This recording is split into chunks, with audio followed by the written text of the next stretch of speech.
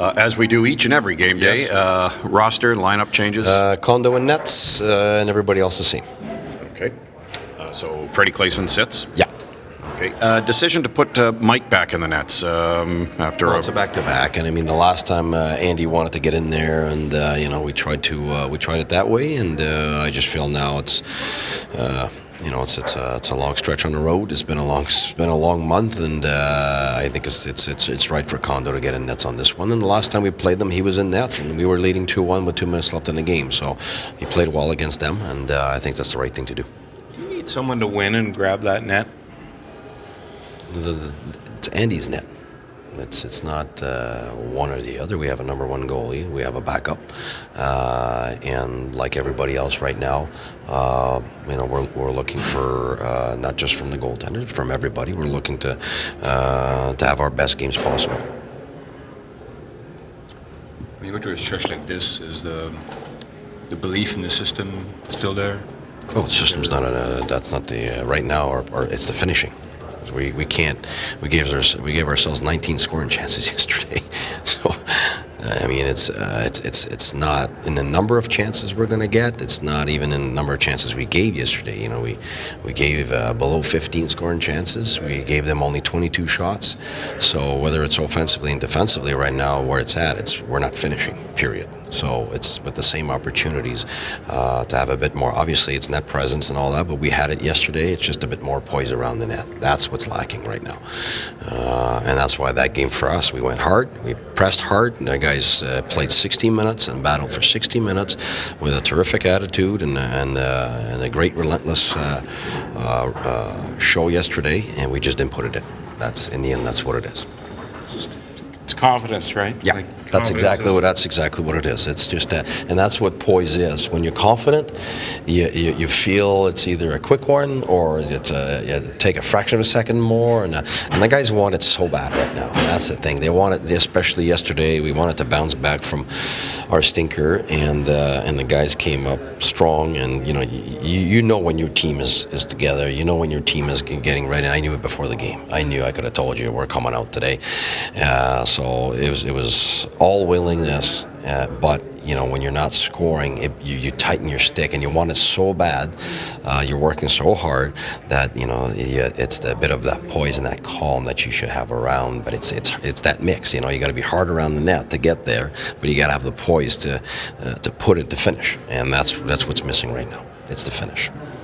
Top team in the West tonight against the Kings. Yeah, they've been doing great. But you know what? The last time we met them, they hadn't lost her in ages, and we played them. We played a really good game against them. It was 2-1. It was a tight game, and we made a mistake at the end of the game and lost that in overtime. But we got to give ourselves that same chance here. Often said that offense is generated from your own zone defensively. Are you happy or satisfied? In particular, last night's defensive zone game? Yeah, the second goal is, the puck didn't come out, and they got that break there, and it was a little breakdown. But it's the first one. They made a blind pass in the slot, and it ended up being exactly on the guy's stick. But we could have taken that away. That's the one. That's it. The rest, I'd say, we made very few mistakes yesterday, but it ended up in the back of our net. So that's what's been going on for a while. Apart from the game against Winnipeg, it seems like we make that one mistake and it's in the back of our net. And on the other side, we keep pounding and pounding and pounding, and the finishing's not there. So it's really small detail defensively, but you're never going to be perfect defensively. I mean, the opponent's there. They're good teams. They're going to get their chances. So for me right now, I'm looking at yesterday. And I'm looking where we got to go, and the details are the same yesterday as they are today. Especially, it's a very similar team we're playing. Big bodies, straight line team. They grind it out in the O-zone. They defend well because they protect the inside, and you gotta fight against their defensemen to get the net presence. So it's the same approach as yesterday. When you're going through this, and how do you not sound like a broken record? I don't know. You're the one that's going to tell me what I sound like. I feel like we're a broken record asking the same questions every day. Yeah? Well, you can ask me different ones if you want. You can ask me different ones. For me, it's more every day. It's being specific about what we need to keep and what we need to improve. And right now, the minute you let go of what's actually good, then you get lost. Right now, we're not looking lost. If you looked at our game yesterday, that was a good game we played. So it's really stick to what works and the small details to give us that edge to score those goals with the same opportunities, the same exact opportunities. We missed a lot of backdoor goals yesterday, and that's where I think our game was offensively. We created ourselves rebounds. We created stuff around the net. We surrounded it, but we were lacking poise around that net, that's for sure. I thought that Gord asked you an interesting question with Erik Karlsson last night. He asked him if he was surprised that you guys were in this situation. You have to be surprised that you've only won 1 of 10 games. Yes, of course. Of course, absolutely. I mean, you never expect these things because you always think that you're going to do well. Are we surprised, though, that we get a little bit of a transition, having to get through some of the things there, guys coming back in the lineup after missing a long time, making a big trade, Eric, we're trying to get his game through his injury and all that. Those things we knew we would have to deal with them, but we didn't know that it would get this hard. Like, we knew we'd deal with it, but we thought that we could fight through with some more positive outcomes, which we could have deserved in some of those games. So it's like it was close. We didn't get them, and that's what made it hard for us. You've said, Coach, with the one extra defenseman, if you're making a change in defense, it's always been an extremely tough decision. How close are you, or have you been, to sitting a veteran?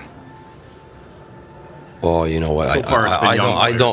I don't look at it as vets or young guys. I look at it as whoever's performing, and if I replace somebody, whoever it is, am I replacing him by somebody that's going to do better, or has done better, or if they haven't been better, then there's no reason to replace those guys. I don't. It's not a question of shaking things for me. It's a question of deserving. And looking at what our assets are, and if our assets like Shabbat look like he could help us, and he's helped us in some ways, and he was ahead of some guys, and so that's why he's in. And it wasn't because, okay, let's see what that gives us. I'm not a big let's see what that gives us kind of guy. It's really, when we make a decision, it's based on somebody's play, but it also has to be based on, is the next guy going to play better, or you're replacing him by not better, then you're not moving forward. So You had Carlson play with both Harper and Shabbat last night. Which pairing did you prefer? I really liked Harper with Carlson yesterday. Like I said, that was Carlson's best game of the year. You could really, okay, you know what? That's Erik Karlsson right there. And he came out hard. He wanted to lead. And I thought Harper with him gave him some stability. So we'll see if that continues. But that definitely looks strong there. And you know, we always look at Erik helping everybody else, but you know, he also needs to feel comfortable with his partner, and we need something stable there. And yesterday I felt really that's as stable as I've seen Erik this year for sure.